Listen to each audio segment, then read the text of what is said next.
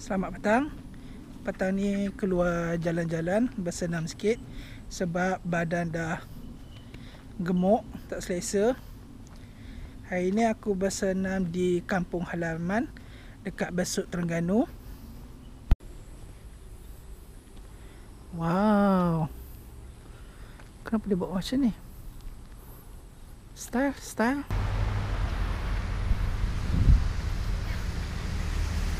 Ni kedai makan namanya Warung di Orin. Kalau nak makan roti canai pagi dengan petang, boleh datang makan sini. Memang sedap. Weh, kucing, jangan main kat jalan raya. Kucing seekor. Mana tak siap lagi. Masih lagi dalam pembinaan. Pagar dia pun masih nampak macam bata lagi. Wow, tengok ni, rumah cantik. Banyak betul rumah-rumah besar yang cantik dekat area kampung halaman aku ni. Depan sana sampai hujung tu barulah rumah parents aku.